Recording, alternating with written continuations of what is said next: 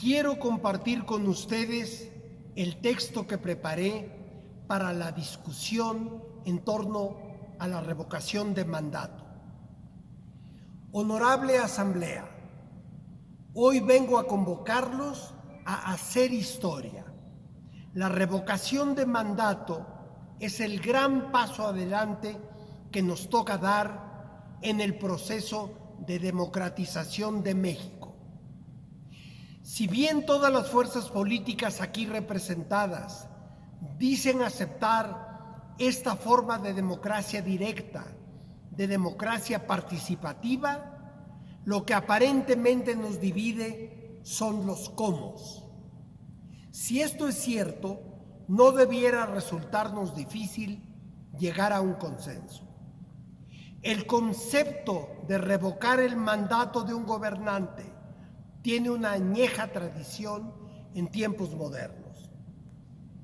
En el siglo XIX, la práctica se estableció en el hoy estado de Massachusetts desde 1631, pero la idea también echó raíces en otros estados de la Unión Americana, así como en países europeos y de América Latina. De hecho, en el estado de California se llevará a cabo en este mismo mes una consulta revocatoria respecto del gobernador de ese estado. En los países de régimen parlamentario es común que se lleven a cabo votaciones para destituir o ratificar a los primeros ministros, no confidence vote. En México, en cambio, esta figura democrática no es parte de nuestra tradición. Tuvo que ser Andrés Manuel López Obrador, a casi 200 años de nuestra independencia, quien propusiera desde sus campañas a la presidencia esta forma de consulta directa a la población para que ésta pudiera, a la mitad del camino, tener la oportunidad de decidir si desea que los cambios introducidos por su gobierno deben o no continuar. No se trata, como dicen algunos, de una ocurrencia o un capricho. Desde hace muchos años, él hablaba entre sus cercanos de la conveniencia de instaurar este mecanismo participativo. Y esto demuestra el talante profundamente democrático de quien hoy encabeza las instituciones de la República. Porque lo declaro y lo afirmo, Andrés Manuel López Obrador es el presidente de convicciones más sólidamente democráticas que México ha tenido en el último siglo, desde Francisco y Madero. Y digo esto como hijo de uno de los mayores maderistas que tuvo México en el siglo pasado.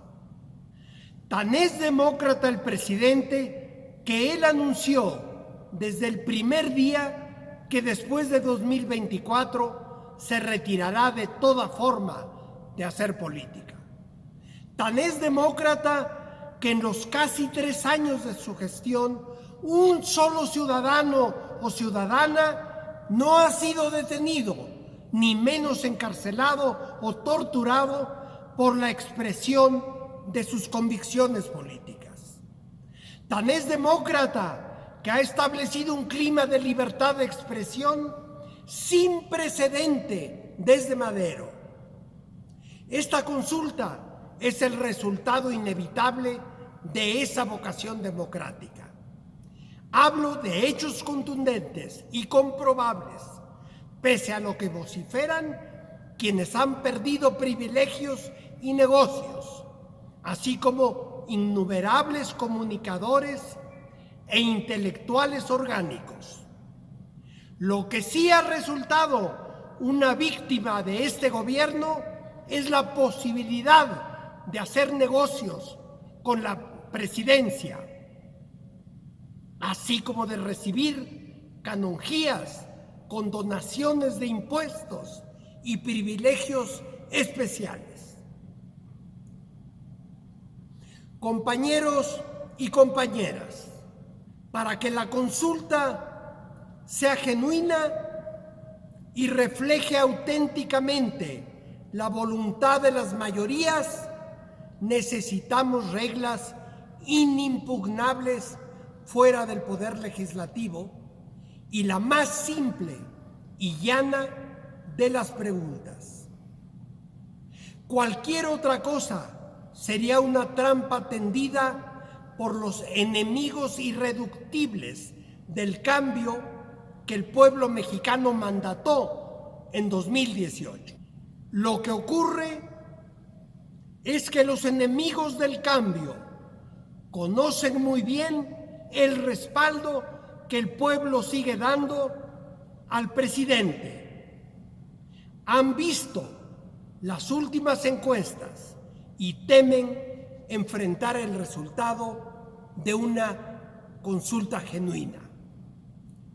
Yo exhorto a los enemigos del proyecto por el que las mayorías optaron en 2018 que se encuentren presentes en este recinto a que por una vez hagan a un lado los intereses partidistas y la mezquindad política y a que estén dispuestos a aceptar el veredicto de los votantes. Si el pueblo sigue respaldando al presidente, tómenlo como un hecho, para ustedes una fatalidad, y no caigamos en minucias semánticas. Los resultados, los efectos de no ratificar o de revocar el cargo son exactamente los mismos. El presidente renunciaría a la presidencia al día siguiente. Y quienes lo conocemos sabemos que el presidente es un hombre de palabra y está determinado por su propio proyecto histórico. Supongo que aún sus adversarios no querrán ver, ni menos ser autores de la crisis política sin precedentes que tal renuncia causaría. ¿O hay alguien aquí que le apueste al caos y a la posible reacción de millones de sus partidarios? Es cuanto, senadora presidenta, compañeros legisladores y legisladoras.